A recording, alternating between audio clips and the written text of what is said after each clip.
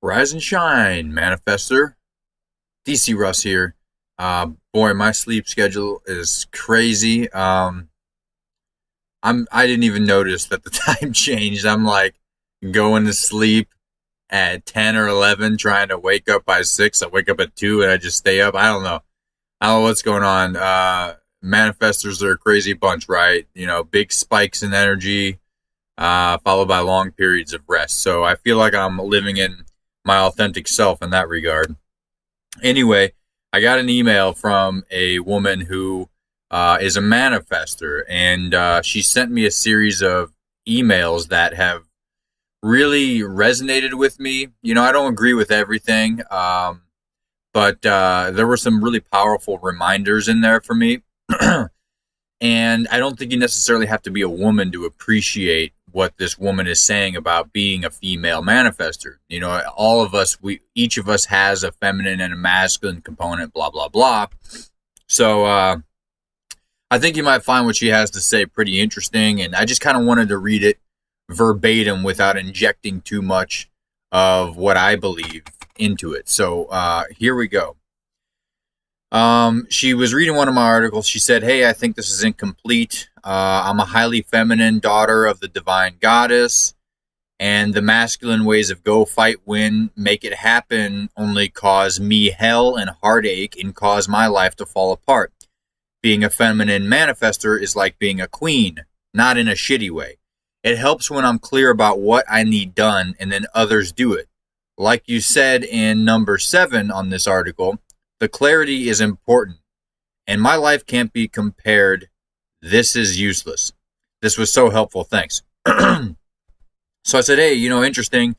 Tell me some more about the feminine manifester. It'll help me a lot in future videos in order to understand this dynamic better."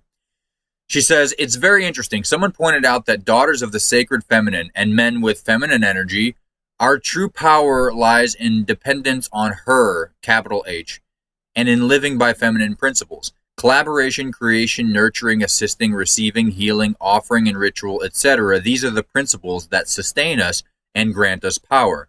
I'm highly active mentally, and I like physical activity, and I'm also American. I've been raised with American values of figure out what you want and let nothing stop you in making it happen. The result for me? Chaos, poverty, disillusionment, suffering, and sorrow. When I look back, the periods I just sat back and allowed myself to flow and not force were the richest in every sense.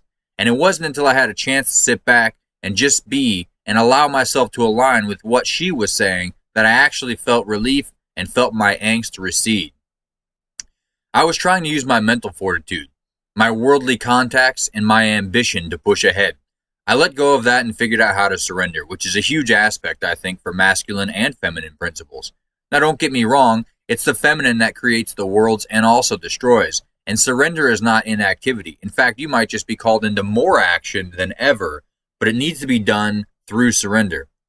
I think woman is meant to create and call down the heavens, and man is meant to protect so that she may walk unencumbered. That could be a better use of our power if we weren't so lost and separated from ourselves and nature, but not in a traditional consensus reality / patriarchal sense. It's all a balance. Back to being a manifester, your videos were the first I heard about repelling, but I guess that just makes sense. I also attract a lot, but not from my pound the pavement efforts. Grabbing the bull by the horns means a horn in my eye and me without an eye. So I think it makes sense, but hasn't fully clicked yet. But it's helping me to understand myself. Rare, and things that work out for others don't work for me. That said, rules that apply to others just don't apply to me, and that can be a wonderful thing. I just got to Costa Rica, and this path opened up after I laid down my swords and said, "Okay, God, Goddess, all that is, you do it." And now I surrender everything, every breath, every situation, every time an uncomfortable thought or feeling comes, I give it to her. That's working well for me now. I like the law of attraction stuff. It's resonating for me right now, but I won't make the mistake of making it into a dogma at this time. It works until it doesn't. Constant flux. She rules, change too. The law of attraction is the law we live in, but we can maybe evolve out of that law. This is an infinite multiverse and there must be infinite laws. Being a generator slash manifester, etc., might be one way we created to balance ourselves. I have no doubt that I'm a manifester and a queen and priestess from past incarnations. I'm not a worker bee, and I've evolved away from that, and me stepping into my feminine power fits with that. It makes sense. I don't do. I create. I inform others of my intentions. If I'm going through 87 steps to figure something out or scale a wall, I step back. If something doesn't feel right, I step back. I don't care if it's as small as a taco. I say no. I have boundaries. I protect myself and others fiercely. Then I think more is given. I could tell you just some stories. Yes, our universe has laws, but then there are those who have enough magic to skip them. Manifestors might just have the advantage here. We're way showers. So keep on showing the way, my friend and dear comrade, and thanks for writing. I hope some of this resonated with you. I know I talked a lot about letting go and letting the thing do it in other videos. So that was a really powerful reminder, especially at this point in my life. I really needed to hear that. Some other good bits in here, and I think that you could take away some gold from this too. So I hope that was helpful, and thanks again to all my fans who write to me, and keep being bold and staying strong and getting out there and doing the manifestor thing. All right, everybody, take care now.